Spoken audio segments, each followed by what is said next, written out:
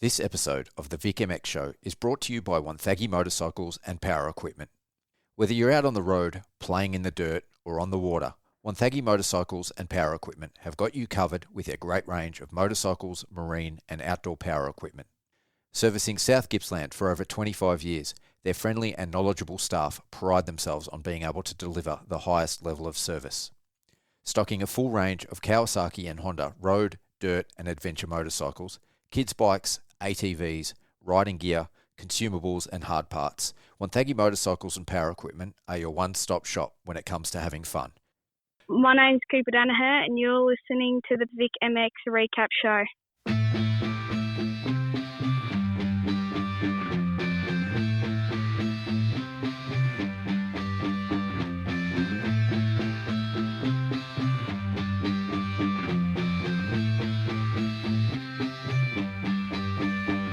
There were times I was lost, dark had fear, couldn't see through the rain. In the end it were clear, hit the fan. I was more than one man who was there to lend a hand. Together we'd stand, always had my back, my guardian soldier. Team pulled together, united we conquer. Blessed is he who in the name of charity carry me when I'm weak, straight through the valley of darkness. Pitch blackness, the heartless, regardless, fear couldn't part us. Thick and thin, there by my side. At times we collide, but in the end we ride. Thick and thin, there by my side. At times we collide, but in the end we ride. We ride, ride, ride, ride. I am my brother's keeper. Keep on holding strong. United we stand, divided we fall.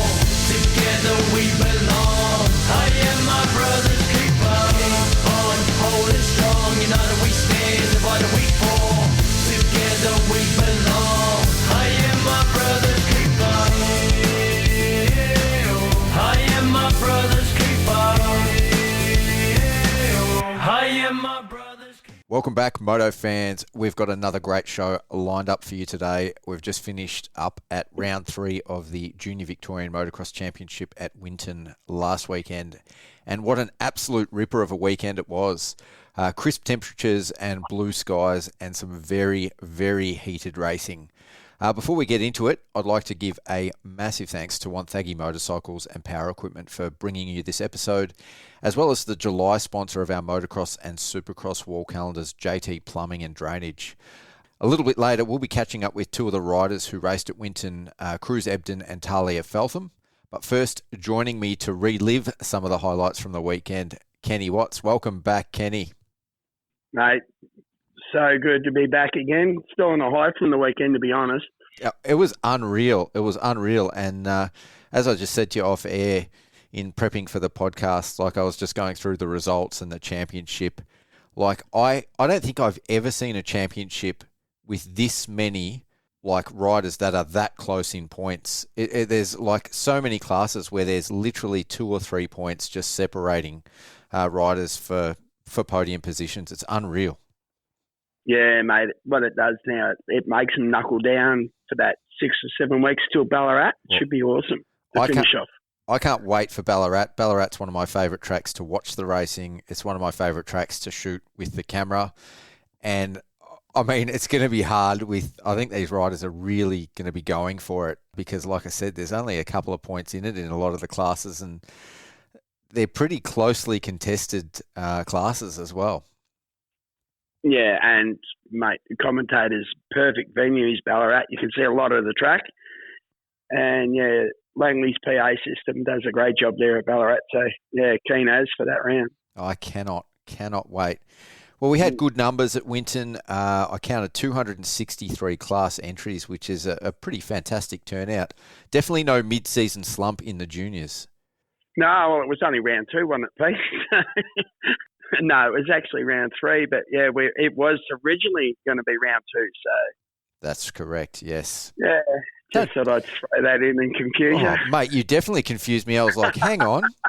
So like Winton was originally meant to be round 2, and they were lack of rain, lack of anything happening in their area, so they asked for it to be postponed. And mate, you could not have got a better build up for the event for the club. To be honest, there was a few puddles in the pit area and whatever else, but the track was really good.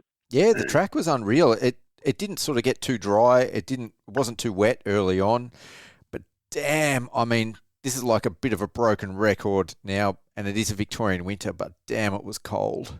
Yeah, but they had a good fireplace out the front. There's a few holes in it, so it gets some heat down on the legs. But good venue. They've done a good job. So heads up to everybody involved there. So it probably wasn't the best round for me to stay at the track in my newly acquired van for the first time. I actually on Saturday morning, I tried to open the door from the inside and I couldn't get it open, and I wasn't sure why, and I ended up putting my shoulder into it and getting it open, and it was frozen shut. So, welcome camping. If you're going to do it, you've got to do one cold one. Well, next Pro X round is at Canberra, so I've chickened out now and got accommodation. 2 in a row. Yep, I actually ordered a diesel heater today, so I'll be all set for Ballarat though. Yeah, Ballarat in August should be pretty good. But Yep. So on the weekend, there was definitely some riders that I feel were finding their form, and it's sort of coming on late in the season. Did you feel the same way? Yeah, there was a few surprise packets out there, and like if there was a leader that you expected to be leading, the bloke that was fighting for second wasn't the one that you were thinking of, So it's good to see it mixed up. A few faces missing that you expect to see at the events, but we had a couple extras jump in and fill the void out of. We had one from Darwin come down, New South Wales again, and South Australia and Tasmania come across. So the numbers were good, I think. Yeah, and really good turnout, like you said, from South Australia and Tasmania especially. They seem to come over for every round, and it's a mission. So it's awesome to see those guys, and I hope they keep that sort of going year after year, and even into the seniors. It'd be cool to keep that going.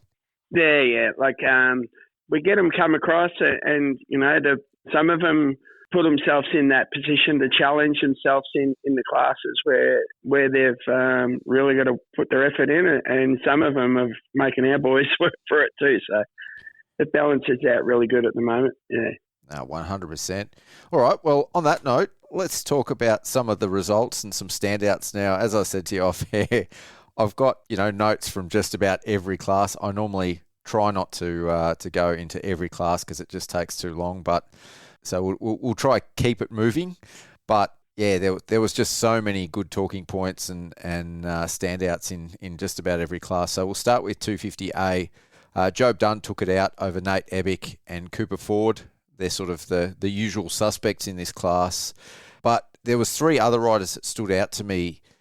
Billy Clark, who was 4th, Nate Short, and Ryder Fave. So Ryder Favaloro. Yeah, cover boy from the program. So Fav, he went missing there for a little bit, and he seems to have started to find it back again, which is good to see. So yeah, totally. So back when he was winning races in B grade, he had like this epic style where he was scrubbing everything and throwing whips and like just looking very, very cool on the bike. And I feel like since he's come to A grade, Winton was the first time I saw that again with Ryder. It was unreal. Like it just looked so cool out there. I think being up the front fighting for positions gives him that confidence. Yep. When you have a bad start and you're down the back and you're thinking, oh no, this is just not happening again. And yeah, he had some good starts and it puts him up the front, and hopefully the confidence grows on that. And he comes back, for the last one and puts in a blinder. It'd be good to see. No, most definitely. 250B grade. It was won by Albie Trigg. It was an off weekend for Cade Bean, who is currently leading the championship over Albie by just 5 points. And yeah, maybe we'll see that putting a bit of pressure on Cade into the final round at Ballarat. What do you reckon? Yeah, I thought he was going to run away with it, and then all of a sudden, Albie just starts to put it together, and he's been riding really good lately. So it's just out of Horsham originally, but he's turned on at the right time of the season and come good. So well done, Albie. Yeah, he's one of the riders that I was thinking of when I said, about riders finding their form late in the championship. Yeah, stepped up off the 85 this year to the 125 and the 250, and it might have took him a little while to find his feet, but he's doing it now, so it's just good. Yeah. 250 C grade class, Lincoln Sacco. Stick this kid in B grade already. I think he's already demonstrated. Late last year, and I was given the heads up from you, like a mentor type coach person, and said, "Watch this kid," and I've had high raps for him, and he's proven me right ever since I watched him start racing. So. Yeah, no, he looks great out there on the Cowie, and I think he's going to slot well into B grade when he gets there next season. Well, the only thing is I just don't know his age. He may be getting close to aging out. So. Oh yeah, yep. That's the other thing with a lot of these riders. They're going to be stepping up to seniors next year. Yeah, so they step up and although they get acknowledged for their grading at the end of the year, when you turn senior, you drop a grade. So if he goes seniors next year, he'll drop back to C and be one of the front runners in there, I reckon. Yeah, is that for sure? Is that compulsory or optional? Yeah, no, it's compulsory. Everybody does. Yeah, you all learn your stripes. It's only those top three that from A grade, if you finish on the podium in your last year of 250s, you get the invite to go straight up to stay up. So, oh, yep. Yeah, like they all think, I'm ready to go B grade seniors, but then you start racing C grade, and the other kids that you've been racing, they've stepped it up too, and all of a sudden, C grade seniors is a great class to watch at the start of the year until they settle down again. So. Yeah, and it's a big step up. I mean, these 16-year-old kids are racing against grown men that still take it pretty seriously, even in the C grade class. Yeah, that's right. So, and they go, hang on a minute, we've got to earn our stripes to get into B grade. So do you. So, if they're already proven being an A grade junior, they go to B grade senior. Yep. Otherwise, everyone else starts in C grade. So.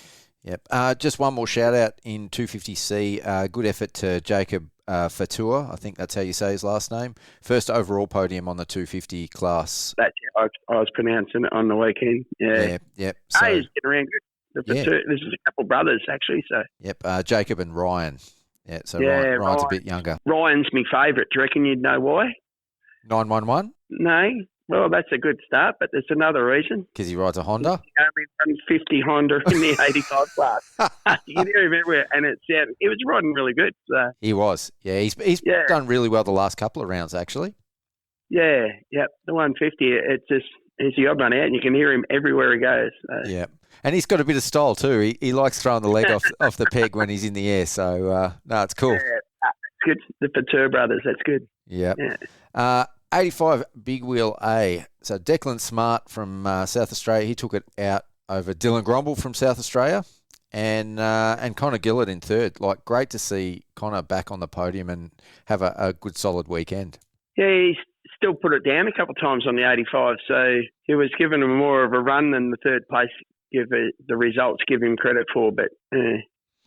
Yeah, he's got to keep it on two wheels, young Connor, but I don't think that's news to anyone, including him. So he's bad. Everyone knows that he tries, and it's just he's got jockey legs on him, so he's trying to get a bum off the seat when it gets into the rough stuff. Sometimes that's his downfall. But anyway, I enjoy watching Connor ride out there. He gives everything. So yeah, I did talk to him in the pits quite a few times, and he was really happy with his riding and his results. So, that's awesome to see as well. Yeah, just a couple of little ones that affected the outcome. He probably would have been higher than that, but just a couple of little offs. Yeah. Nothing big, little ones. So in this class, there's 7 points separating Declan and Dylan in the championship for first.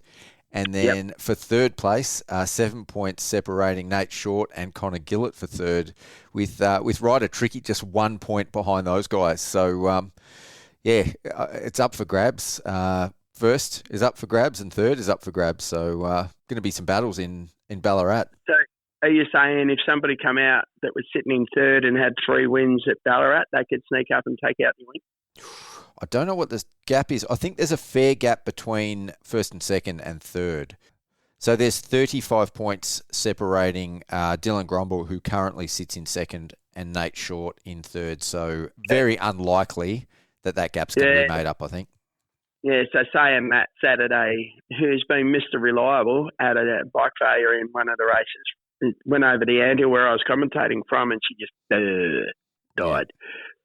But they got the bike back going again for the second and third races. But that's a 25-point play that he threw away, unfortunately.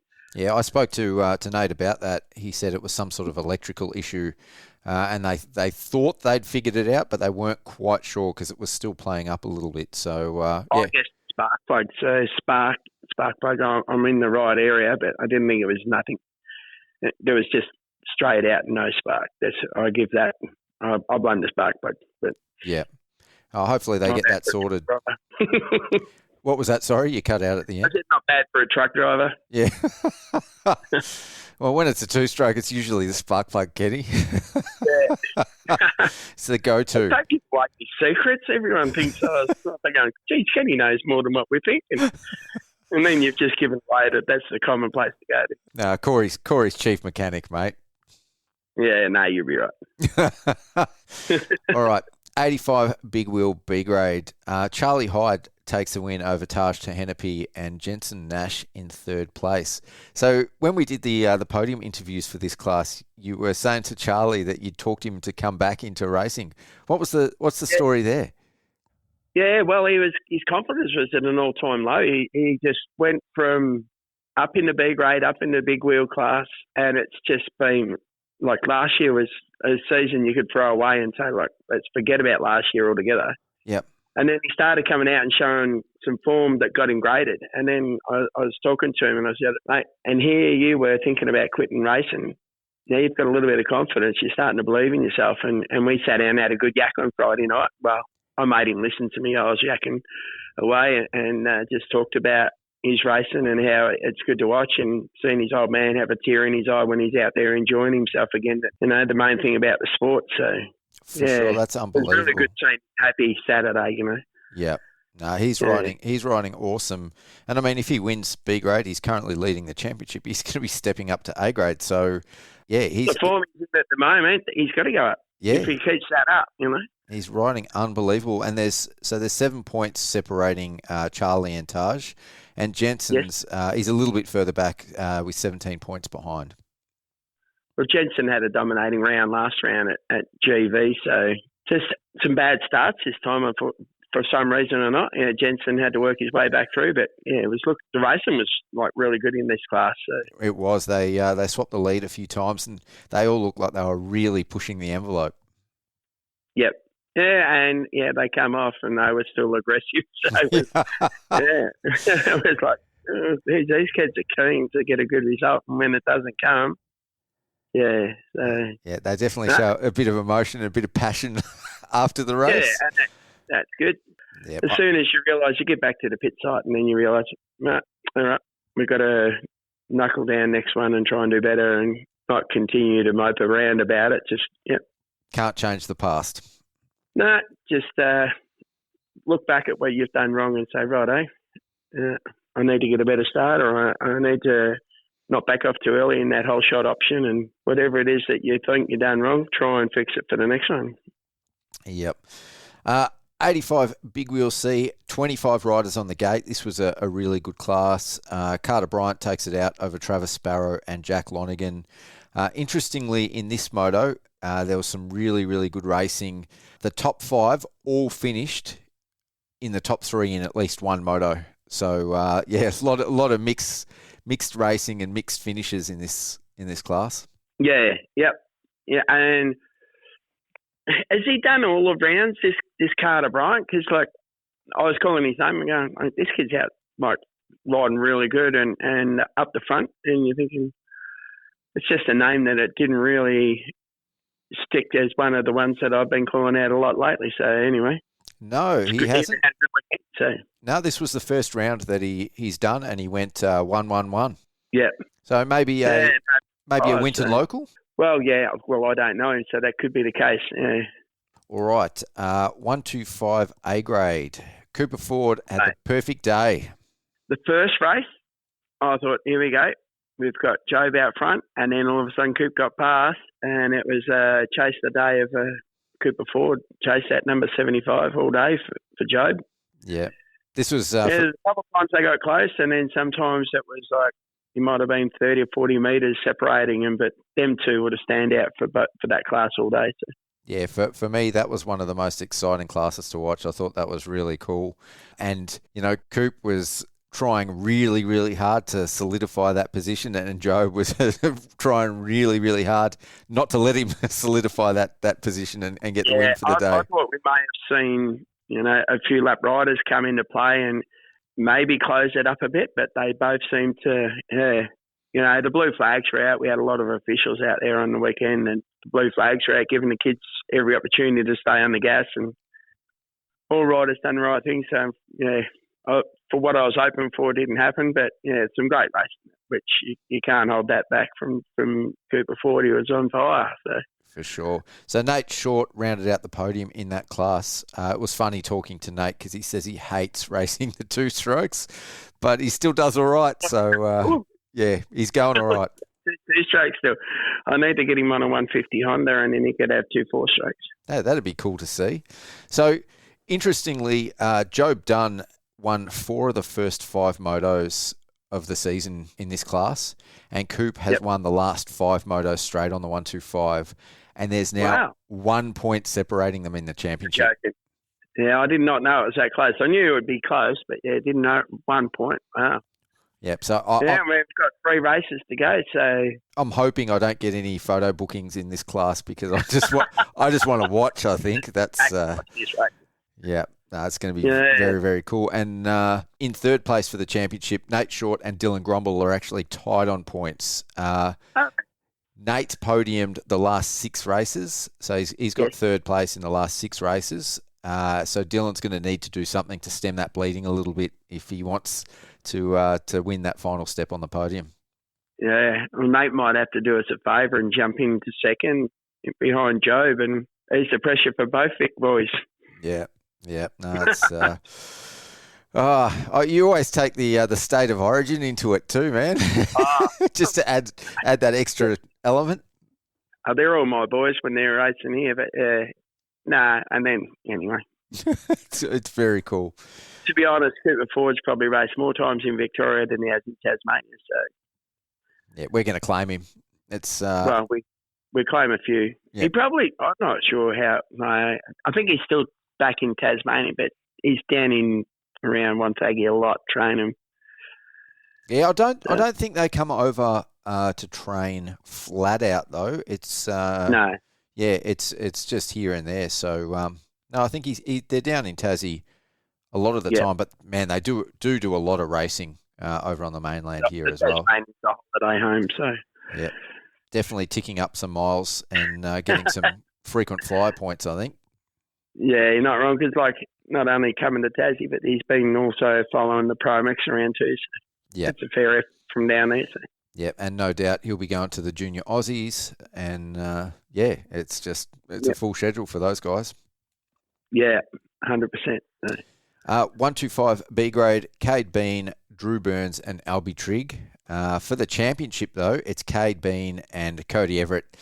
Again, one of these really, really closely contested classes. Cade's leading by 1 point going into the final round. Yeah, I don't know what happened on the weekend. Cody was back there a bit. Didn't get the starts that he has previously, and then had to work his way through and had some good duels with Nellie Fox and then Blake Cooper and a couple other kids too. So yeah, he was having a busy day out on track every race. So. Well, I can definitely attest to that. So I was shooting Cody on the weekend, and I found it really, really hard to get photos of him because he was always battling. He was always mixed up with another rider, and I reckon through my photos, I've got him mixed up with about 7 or 8 other riders. It's not always the same rider. So yeah, he definitely had his work cut out for him, and he had a busy day. Yes. Yeah. 125C. Declan Filtness, Samuel Thompson, and Cale Lewis. Yeah, Declan's out of New South Wales, has come down, and the second rider, what was his name? Did you say again? Samuel Thompson. Yeah, he's actually 16. He's taken advantage of the new under 17 rule for the 125 races that Saturday, and you see him race seniors on a Sunday. So, that's cool. Yeah, he gets around pretty good. Yeah, it's just another way to get more bike time, So. Yep. Junior girls, Michaela Rimbus from WA takes out the win again over Nellie Fox and Claire Pollard in some third. Good races, actually. the girls, we had them chucked in with the C grade 125 boys. Yep. And those two, Michaela didn't want to make a mistake because Nellie wasn't that far behind her. No. Nellie did really, really well. Yeah, Nellie's riding really good. So, and like Michaela coming all the way over from Western Australia for her rounds when her sister was up in Toowoomba racing on the weekend. So the family spread their wings in Australia this weekend. Yeah. So we had 3 girls on the gate, I think, at Goulburn Valley, and it was great to see. Who was it? Claire Pollard, Keely Scott, and Eliza Leckel step up for this round. So 6 girls on the gate. Hopefully we get another 3 for the final round in Ballarat, and it ends up being 9. But thanks to those girls for stepping in. And Keely's out of Darwin, so wow, that's a big effort. Yeah, they've come home for this round. I'll stay for the school holidays and have a race at Colac, and then they will travel for the remaining rounds just to enjoy, get some racing under her belt again, which is good. Yeah. Unfortunately for Eliza Leckel, I was talking to her grandma, actually. Yeah, she was a bit ill, so she only ended up getting the first moto in, but she was pretty disappointed about that.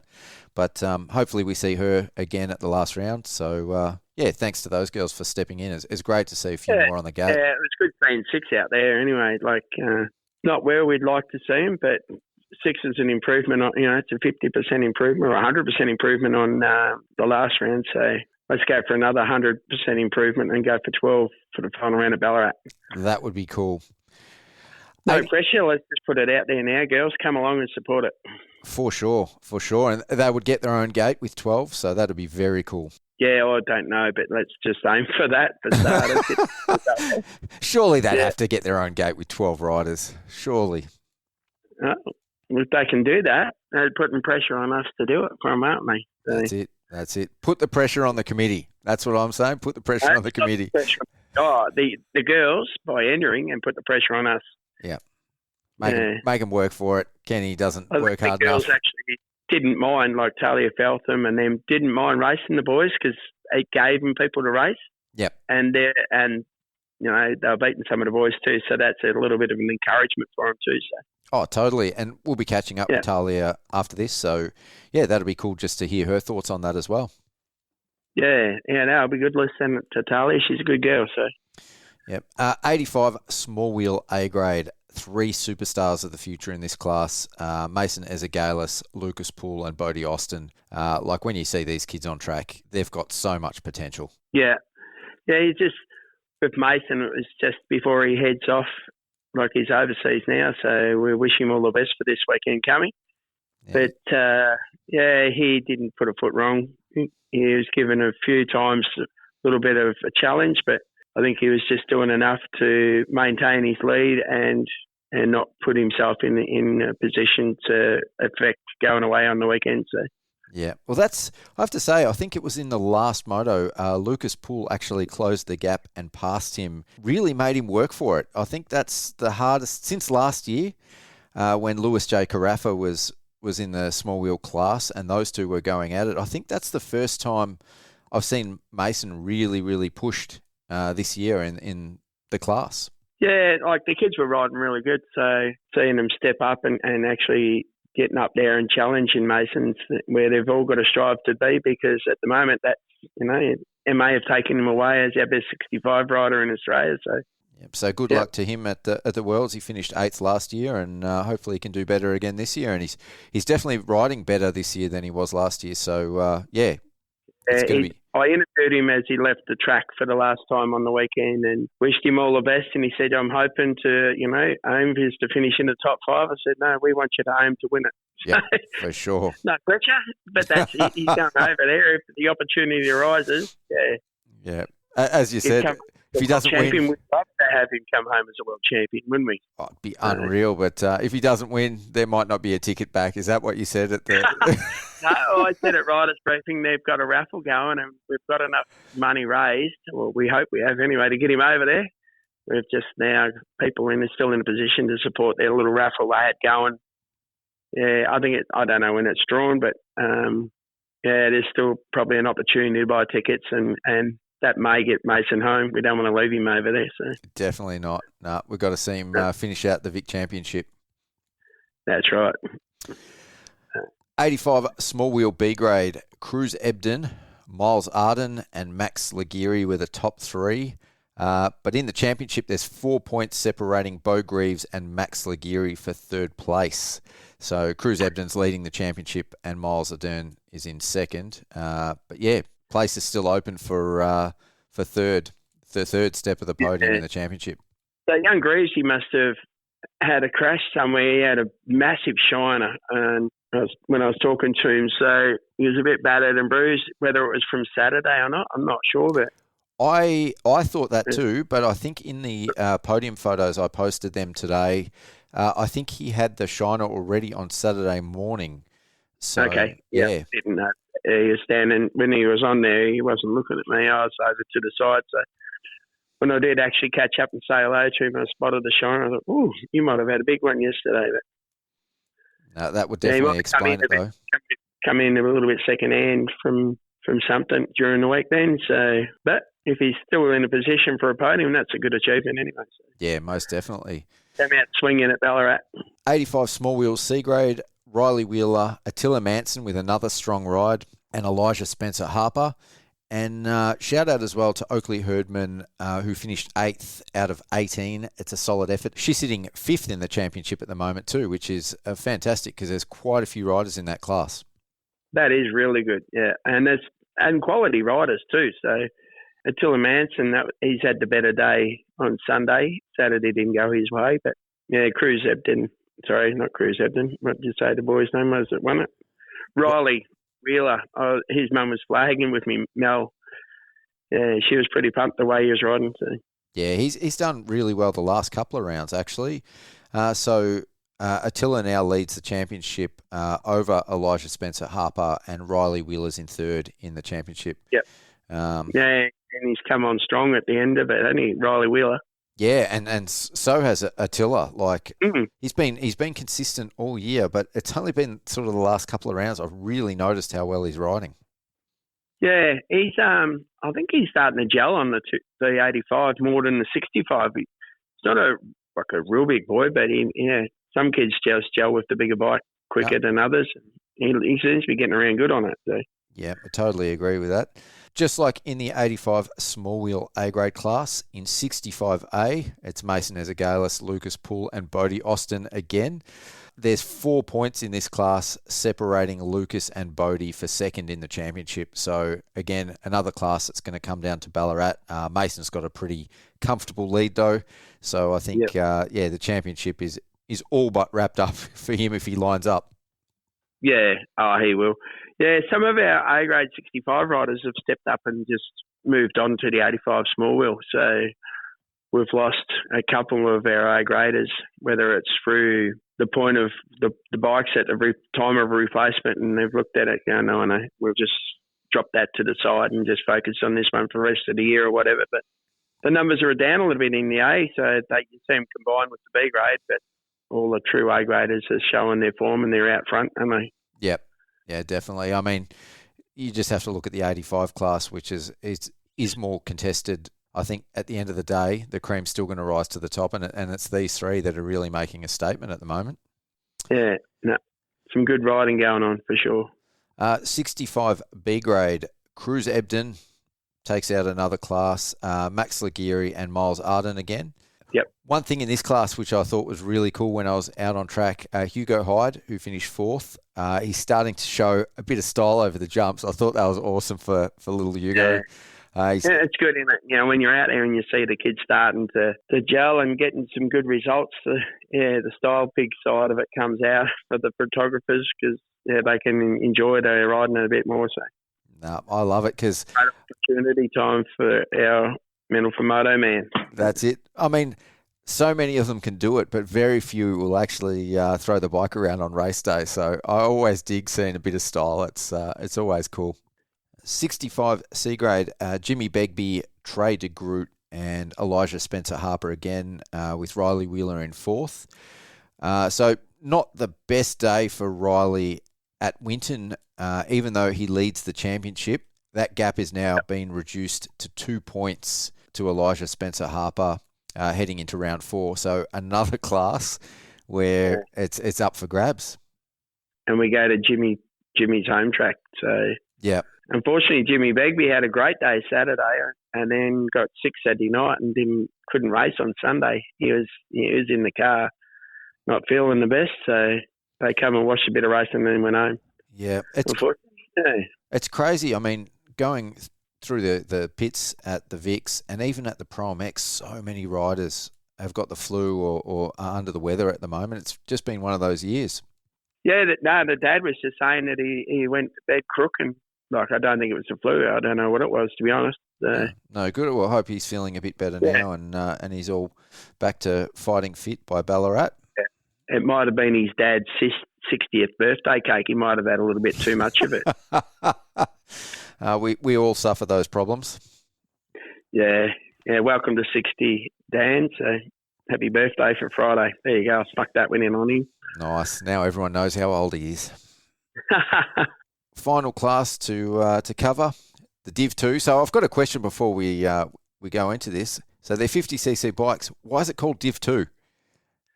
So back in the day, there was Division 1 and Division 2. The Division 1 bikes back in the early days was your little peewee bike. And then they introduced the KTM, the Pro Senior, which had longer suspension, power band and everything else. So they called them the Division 2 of the 50cc class. And then the Division 1 basically dropped off altogether as a non-comp class.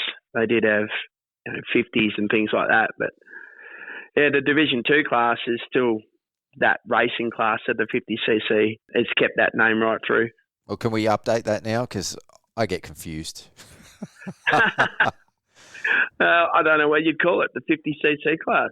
What would you give it? It's only they call it a 50, so it's got to be consistent. So every other class we call by the CC of the bike. Yeah.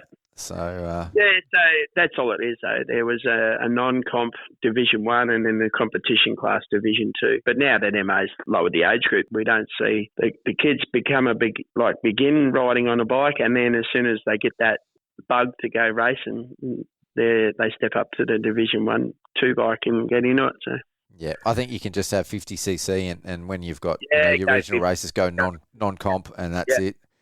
In the 50cc class then, Tyler Phillips took out the win over Ollie Threadgold and Parker Matthews in third place. Parker Matthews, he's been really riding well. He looked great out there. Definitely caught my eye. But yeah, Tyler Phillips and Ollie Threadgold, man, those two kids are they're at it. Well, Parker Matthews is only starting to regain the form that he had early. Okay, yep.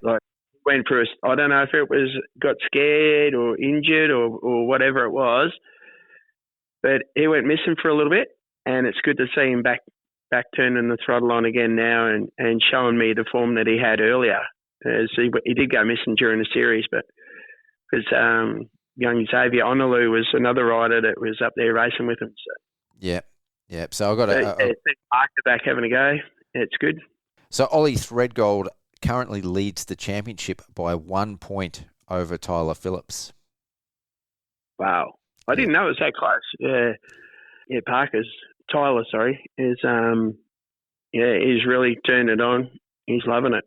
Xavier Honolulu, he had a DNF in Moto 1, I think maybe a tip over and a mechanical issue. Parker Matthews moves up into third place in the championship over Xavier Honolulu with a 5-point gap after Xavier's DNF. That's come down to be interesting at the final round. Yeah, because Xavier's really turned it on. So he's there's only one throttle on his, and it's full. So yeah, those young kids are finding the power of those bikes and holding it to people can't believe how quick they're going, but it's amazing watching them. They're good to watch. They're quicker than me, and they are definitely good to watch. But when the track gets like it did on the weekend, where you get some square edges and some deep ruts, it just blows me away because that's when you really see how committed to some of these little kids are. At the end of the day, there was kids out there as we were packing up. There was kids laying down in the ruts, and you couldn't see the kids. Yeah, that's how deep that. So, the 50 wheels would have been lost in some of them, and they didn't look any slower than they did early in the day. So. No, but the whole bike disappears. They were like, you're looking at them in the corners going through the ruts, and down the line there was a few line ruts going in between some jumps and that too. But their foot peaks were dragging along the mud. So yeah, no, unreal. Some definite superstars of the future, I think, in this 50cc class as well. All right, So next track we're heading to, like we said already, is going to be Ballarat in August. That's August 9 and 10. So, we've got a bit of a gap now. Yeah, a little bit. It's actually less of a gap than what we originally planned. It's just, busy with Primex that we're not allowed to race when they've got 3, that and Hatter has taken some dates in the middle of the winter, so we'll let them go and we'll come back at the end of winter and have some good weather for Ballarat.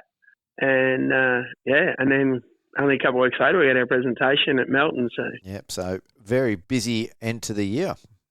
Yeah, and then we have a few go off to Darwin, and we have a few get ready to go to Adelaide for Gilman for the Aussie Juniors, and we have the other riders starting to focus on a bit of Supercross, where I think the 85s are a support class, a class this year again, and they'll probably have 65s at around somewhere for sure, I'd say. Yeah, well, we had them at Marvel last year, which was pretty cool. So I can only imagine that a bunch of these 65 kids are going to be racing there again. I definitely know last year Mason Ezagalis and Lucas Poole raced the 65 at Marvel. So, be cool to see them and a whole bunch of the other 65 kids and 85 kids out on the Supercross track as well. Yeah, it's pretty fun to go there and be in that crowd, wouldn't it? What an experience for them, though. Like, it's really gives them an idea of what it's going to be like in front of a big crowd in a packed stadium, just like the stars of the sport.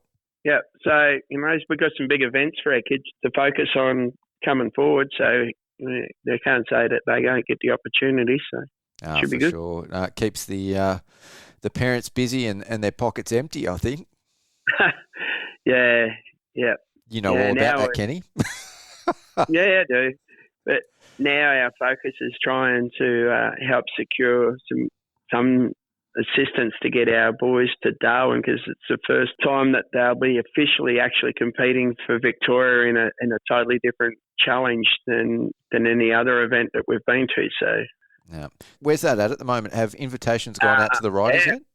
Yes, yep. So we're at that stage, and then we're just waiting for confirmation back from our riders, and then we nominate our team to MA, and then MA will give us the approvals on our riders, and then, which I don't think there will be anyone that's going to say no to, but then MA will do a massive press release and announce the teams, and then we'll go from there. I think that's the format. We're not allowed to announce it ourselves, but all I can say, to be honest, like, if we're going to slip it out, Pete Wolf didn't make it and Kenny Watts didn't either, so there's two of us that are just spectators this year, mate. Sorry, I tried as hard as I could to get us in, but no luck.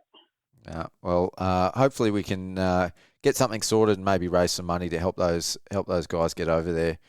We're looking at grants and things, because usually, the only way the government gives you a grant is if your parents on a healthcare card. I don't know anyone that can be in this sport on a healthcare card, to be honest. So I think, we've got our MV office, a new CEO, Ed Wilson, doing a little bit of homework for us and hoping his background in grants for football, he may be able to find something to help us out, and we'll probably put the call out to a few of our gun riders from Australia to help us out some way or another. So. Fingers and toes crossed, and I'll have a think and see if there's something I can do as well. Yeah, it's going to be hard, like, just to help the families get up there for that one-off event, because then they come home and then they've got to go to Adelaide for a week later. So, yeah, no, it's going to be a crazy schedule and lots of travel for all these fams. But like I said, it'll be an experience that they will remember for the rest of their lives. So, getting that opportunity to be there, race on the track that no one else has. So it doesn't matter where you're from. You're all going to be independently, never race that track ever. Do you think that Darwin will get a lot of the international fans come over to watch the MXGP? I think that maybe some of the closer ones, like from Indonesia and things like that, and a few of the diehards that want to come over from England and places like that. I can see it attracting some people, a crowd, but hopefully we can get a crowd that makes it gives it the prestige that it warrants to have. Yeah. Yeah, for sure. We need some nutters to turn up with chainsaws and flares and whatever else to show us how our crowd should react to MXGP in Australia and set a new standard here in Australia. So we see some flares and whatever else going off at the Western region and the Gippies and things like that. That'd be pretty cool, wouldn't it? Oh, definitely, mate. But there's plenty of nutters up in Darwin, so maybe that's a conversation for a different podcast. Yeah, we may not have to import any, reckon. That's it. On that note, time to catch up with a few of the riders. Kenny, it's been an absolute pleasure having you on, and I will see you again very, very soon. Yeah, no worries. And once again, thanks to Wonthaggi Motorcycles and Power Equipment for being on board with the podcast, and hopefully the kids speak well.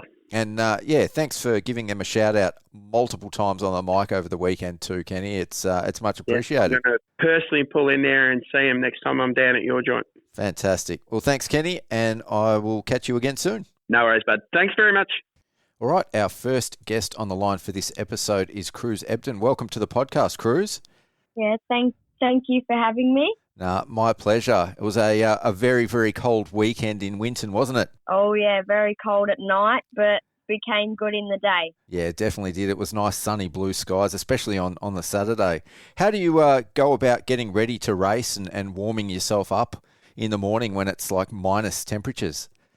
Well, first I hop up and sit in front of our diesel heater in the camper and just warm up my hands and my legs and just my body.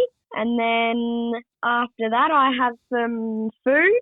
So I have some spaghetti and toast just to get some carbs in before racing. Yeah. And, do some stretches and, Oh, fantastic. So do you wear like a heated vest or heated gloves, or do you put like plastic gloves under your race gloves like some of the riders do?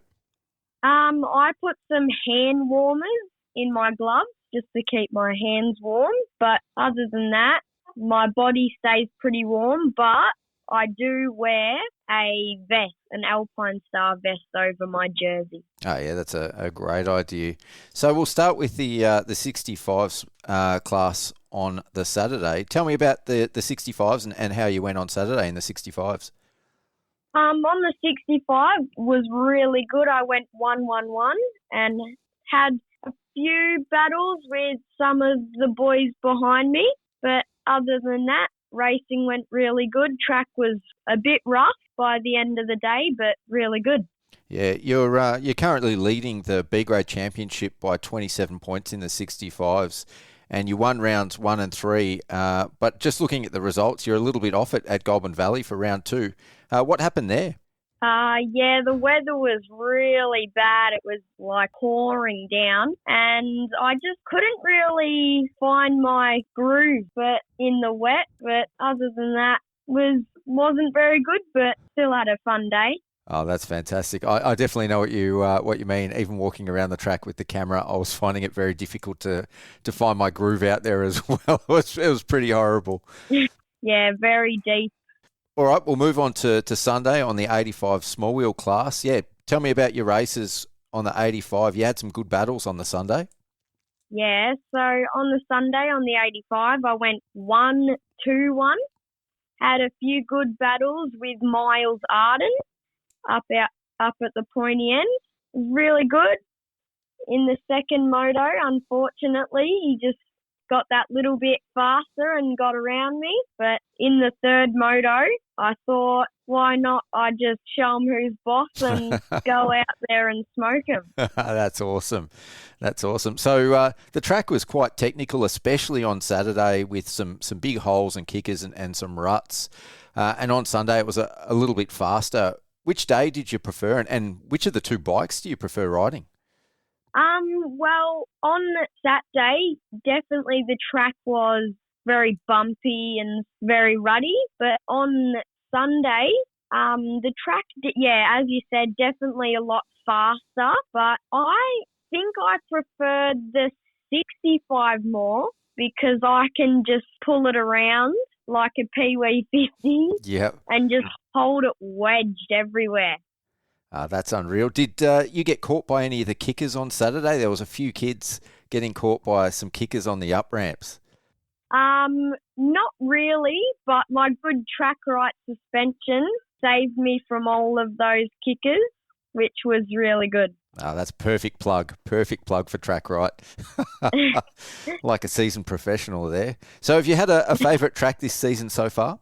So far, I've actually liked Portland the most out of the Vic, but other than that, that was it. They're all pretty even. Yep. So why did you like Portland the most? I thought it wasn't easy and it wasn't hard. I thought it was in the middle. It was technical and really fast and very flowy. Yeah, that's unreal. Yeah, it didn't get too crazy. I think last year for the Senior Vics, we had a lot of rain out there and it got very, very ruddy. But you guys copped that at Curramborough. Did you race Curramborough last year? Believe I did, yeah, but the ruts were, crazy deep. Yeah. Yeah, that was like a Prom X track at Curramborough. That was nuts. I was glad I wasn't out there riding, that's for sure. Yeah, it was crazy. Yeah. So how long have you been riding and racing for, and how did you get into the sport? Well, I've been racing, so this is my second year, fully racing, but racing, I've done about 3 years of racing, and getting into riding dirt bikes and racing was from Dad, because he used to ride all the time when I was younger and race, and he was a bit of a champion back then, but now I'm showing him what's up, and I just got into the sport, and Diamond Valley, so I did a few rounds of the motocross and enduro. Yep. I actually got into riding and racing dirt bikes from enduro because that's what Dad used to race, and now I go to motocross, which has been really good. Yep. Do you still ride any bush tracks, or do you still do any enduro racing? Well, I'm aiming to go to Golden Beach next month. Yep. And to do Hatter next month as well. I think. This month. This month. Hatter's in 2 weeks, I think. It's very soon. Yeah, week or two, which I'm very excited because I did it last year on the 65 and got top 10, which I was very happy on. No, that's unreal. So what are you racing this year? Are you going to be on the 85 this year? Yeah, I'm going to be on the 85 this year, which is going to be super fun, lots more speed, and it should be good. Have you been doing lots of training for Hatter? Because it's a pretty grueling race, isn't it? I've been going down to Cruz and Rosedale and stuff, which is good for sand and stuff, and yeah. Yep. And does your dad still get on a bike with you when you go riding on those places? And do you have a bit of friendly competition between the two of you? Yeah, sometimes Dad brings his bike down to the track. The other day at Cruisix he did, and I think he loved it. It sounds like, you've got a good thing going there. So what are your goals and ambitions in the sport? Are you looking to pursue motocross or enduro, in the future years? Well, I want to keep doing motocross and just keep going up and getting better and better. And eventually I want to make it to Loretta Lynn or maybe some MXG, GP kids and stuff. That would be very, very cool. There's a heap of Australian riders doing really well internationally, both in Europe and the US. Do you have a favourite rider? Well, I love Jet Lawrence and Hunter. Yep. Also Chucky Sanders or Daniel Sanders. And Yep. You got lots of good idols. So when you when you train, is there a rider that you'd like to ride like, and who do you train with? Do you have a coach? well, I don't have a coach, but my number one coach is Dad. But I don't really ride with many people. But another one of my coaches is Oates MX. And sometimes go down to like Rosebud and do some training down there, and no, it's really good. That's very good. So what do you do when you're not riding or racing motocross? Do you have any other hobbies as well? I have lots of hobbies. I play football. I go mountain bike riding down the street with my mate. Ride my Sur-on down at our little rut track we got down the road, and do lots of other things. I play MX bikes with Will Orders, and yeah. You got lots of cool stuff going on. I've been looking at those Sur-on bikes for a little while. Is it good training for motocross to get out on and ride one of those? Oh, yeah, it's so good. When I was racing the other day, I did a bit of a move on my dirt bike that I would do on the Sur-on. Yeah, it's really good training for dirt bikes. Just does it help you sort of throw it around? And like you said, you've got a rut track. Does it sort of help you with ruts as well? Yeah. Yeah, me and Dad try to go down there like every week or so and just go down there and ride and practice and get body positions right and lots of standing up, do laps standing up and then sitting down. Just, yeah. Oh, that's exactly the sort of training I need. I might have to get myself one. I think you've talked me into it. No. So who helps you get to the races? Do you have any sponsors?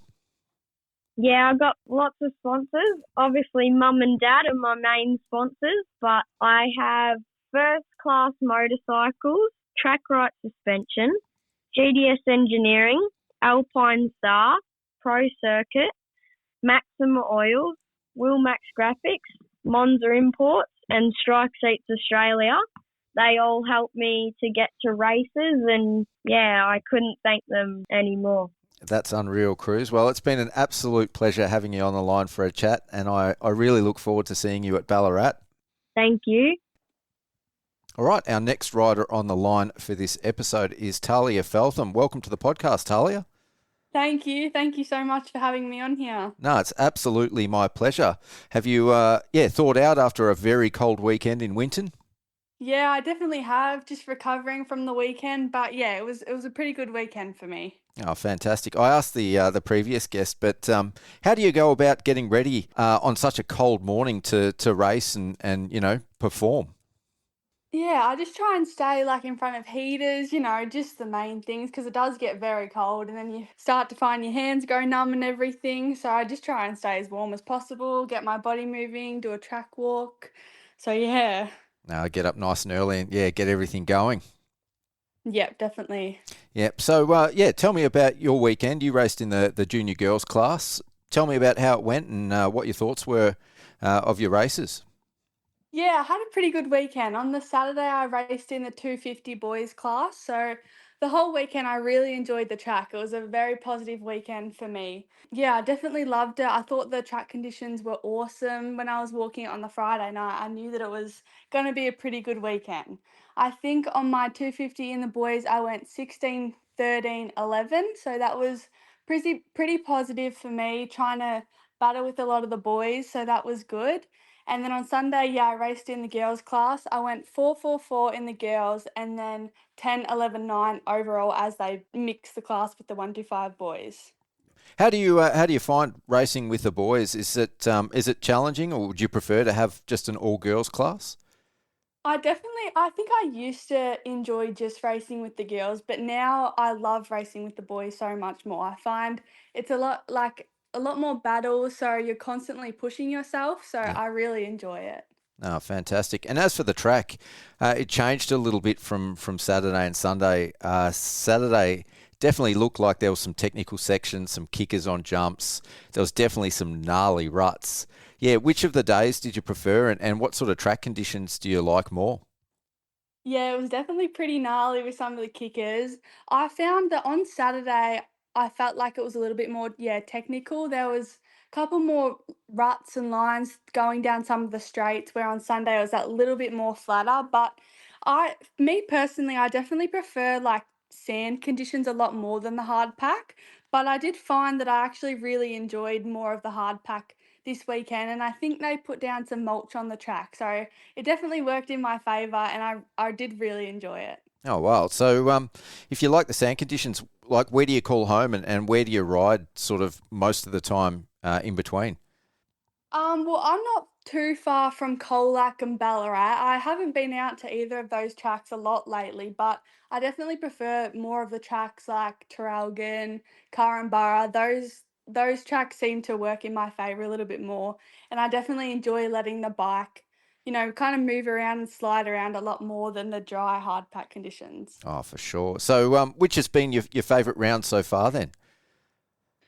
I did enjoy Portland as well. I used to not really like the track, but I like the way it's formed up. But probably out of the Vic so far, Winton's definitely been my favourite.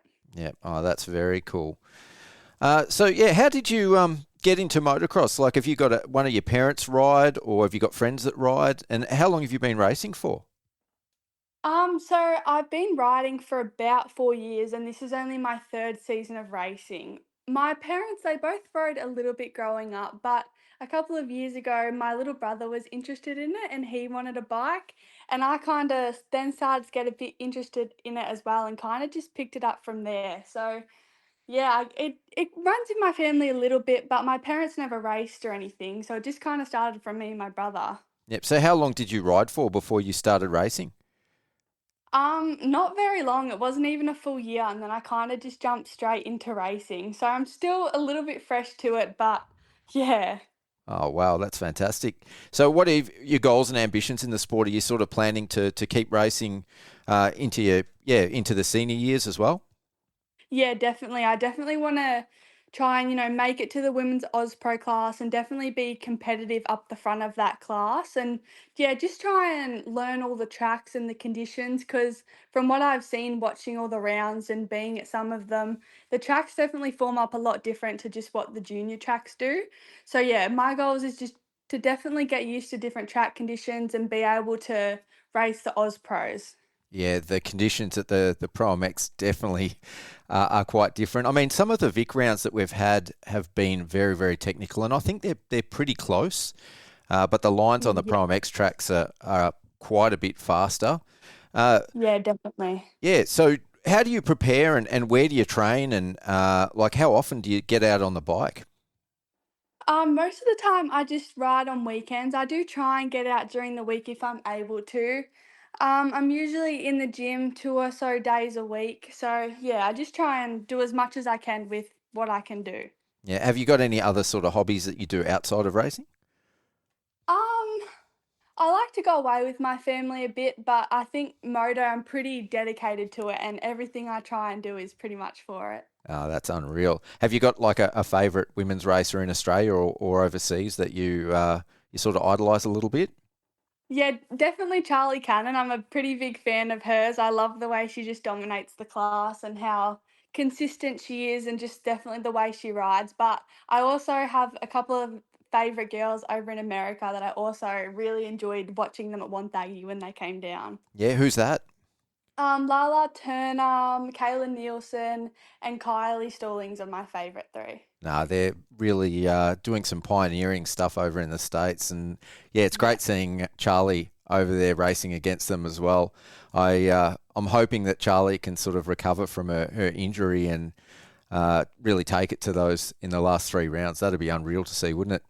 Yeah, it would be awesome. Now, so yeah, who helps you get to the races? Do you have any sponsors? Yeah, well, a big thanks to my mum and dad and my brother. I definitely wouldn't be able to do everything that I'm doing without them. I'd also like to thank Nick and Ebony Harris from Neat Motorsport and Oates MX for all their training. I'd also like to thank Barry Francis Motorcycles, Blended, Capital Conveyancing, Porterhouse Butchers, Patterson Haulage, and just everyone else who helps me out. Oh, wow, you got heaps of support. That's very cool. Yeah, definitely. No, well, it's been great having you on the podcast, Talia. I look forward to seeing you at the next round. I think the last round is Ballarat. You're currently sitting third in the championship. Before I let you go, have you done much racing at Ballarat, and how do you like that track? Yeah, well, that's probably one of the closest tracks to me. I used to ride there a fair bit. I did do the Westerns there this year, so that was pretty good getting a feel of the track again. I do enjoy the track, so hopefully, yeah, it'll be a good one for the end. We raced a senior around there last year, and it got quite technical. So, if you like the technical Yeah, tracks, that'll be very cool. And I love the elevation there. It's awesome for photography. yeah, it definitely is pretty cool the way the track is. Well, thanks again. And, it's been a pleasure having you on the podcast, and I look forward to seeing you at the next round. Yeah, thank you so much again for having me on here. I look forward to seeing you at the next round. And that brings us to the end of this episode of the Vic MX Show, brought to you by Wonthaggi Motorcycles and Power Equipment. If you like this episode, don't forget to give us a positive review on your preferred podcast platform. Make sure you subscribe to Mental for Moto and turn on your notifications so you don't miss out on the next episode. Again, massive thanks to Kenny Watts for joining me to co-host, as well as our guests for this episode, Cruz Ebdon and Tahlia Feltham. A shout out also to the July sponsor of our motocross and supercross wall calendars, JT Plumbing and Drainage. And most of all, thanks to you guys for listening. On behalf of Mental for Moto, I've been your host, Pete Wolf. Until next time, see ya.